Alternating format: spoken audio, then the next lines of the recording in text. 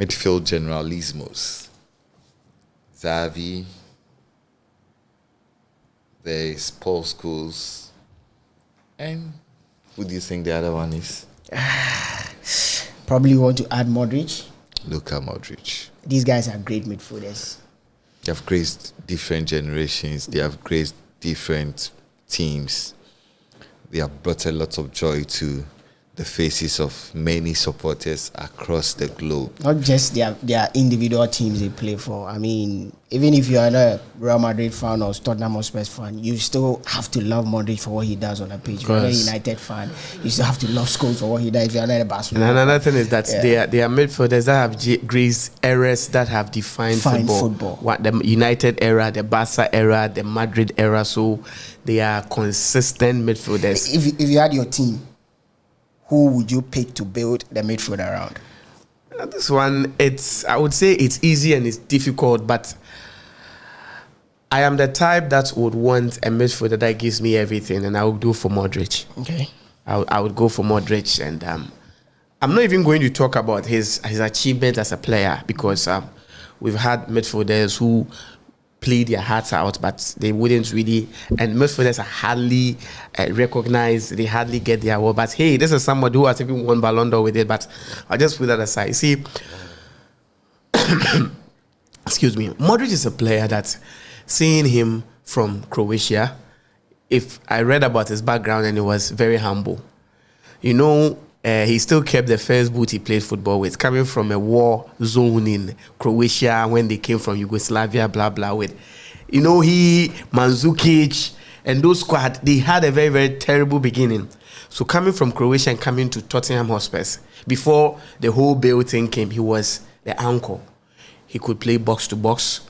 He could also play as a deep line playmaker. He could play advanced attacking role. He could add goals, his tender driving shots.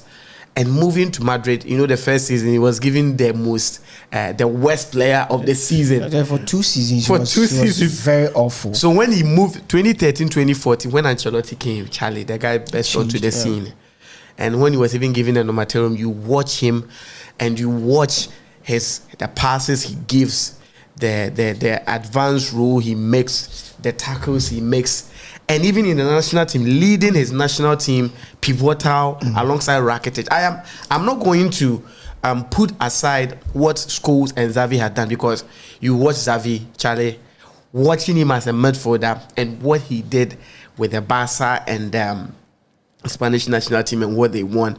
I'm never going to take anything away from him, but I am not going to pick him because I see him to be a one-dimensional player, because I didn't see him play any other team apart from Barca.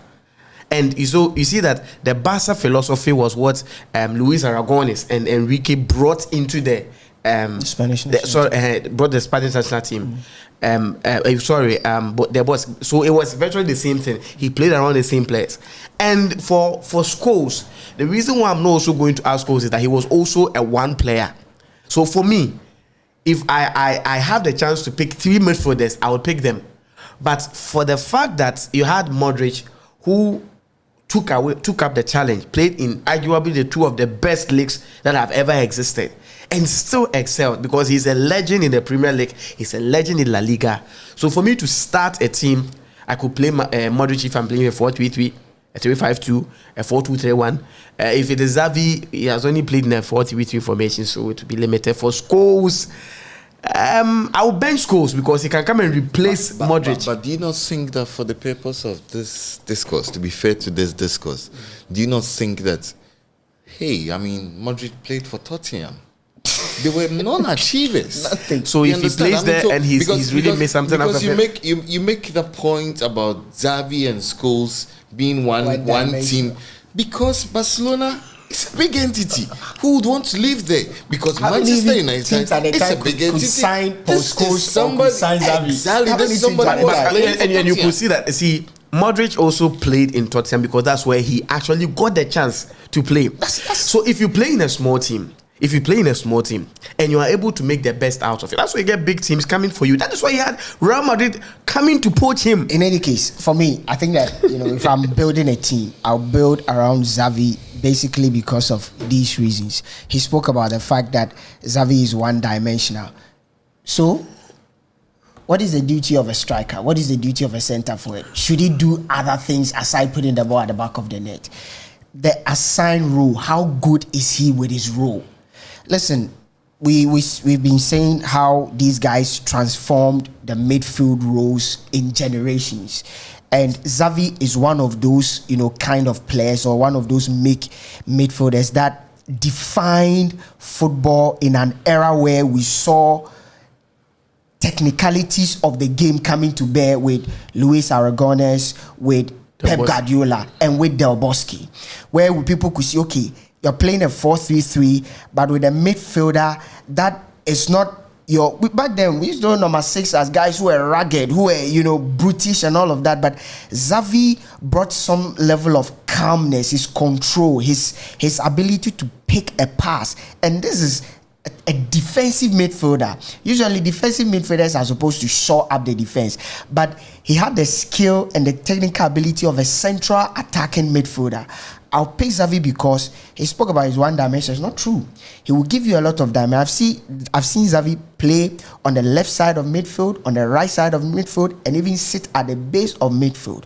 I've seen a Xavi literally play as a deep line playmaker, and the Pep Guardiola when he decided to play Messi as a false number 9. So it depends on the manager you play, under, and how he's able to utilize you.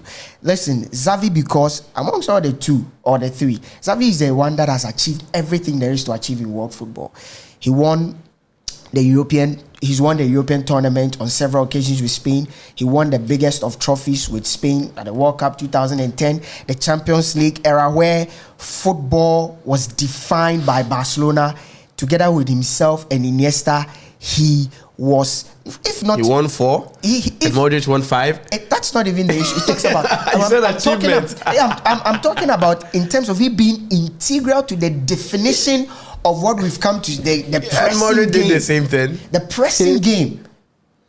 When Pep Guardiola brought that kind of play, it has been in existence for a while, but that redefinition through Johan Cruyff in 2007, 2008, when he literally magnified. We know very well that it was with Xavi, it was with Iniesta, and you want to add Sergio Busquets. He defined that role. We spoke about, I've talked about achievement. Amongst all the 3, Xavi has achieved more than any of them. Yes, Luka Modric Luka Modric has won 5. But Xavi has won the World Cup, the biggest of trophies there is to win. And he also has Ballon d'Or. No, but hey, Xavi has won the World Cup. That is the pinnacle of individual achievement. Messi would sacrifice the World Cup. I know Ronaldo would do the same. Of course, but still didn't have it. Ballon d'Or. So for me, I would pick Xavi. Well, you guys have chosen everything there is to choose. I think I'm left with Scholes, and you are left with, or you want to choose Scholes? I am left with Scholes.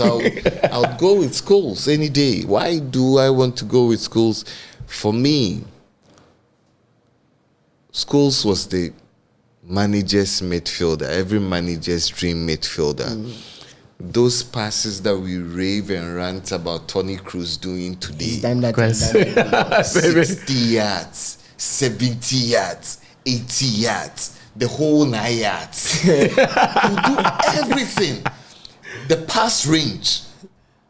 And for me, the beautiful thing I loved about Scholes, yes, I agree. I'll be first to admit that he wasn't the best of tacklers. I mean, he was a terrible tackler.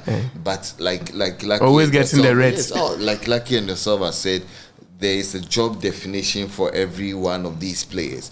The thing about Scholes is that he was the little man being the orchestra in the center of the pitch. And if you look at the Manchester United team that he played, he was the glue that bound everyone together.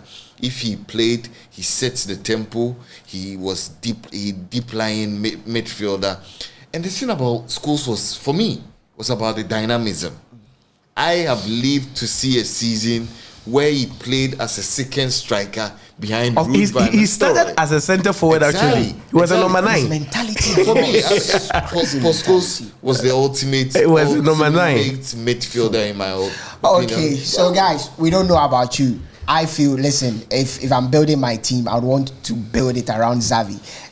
Percy believes that he will do it with Luka Modric. He believes he will do it. The only midfielder in the era to win Ballon d'Or. We are shooting at Red Mango Apartment, located in Ghana, the Western region, specifically in Takrady. As we always say, if you need an amazing place to relax with a family, with friends, if you need a place to, chill, take it easy, this is the place to be. You need to see their rooms, you need to see their bar, their pool. Excellent. But more importantly, as always, subscribe to Sports 101. Your comments, let it come through. We are doing this with you.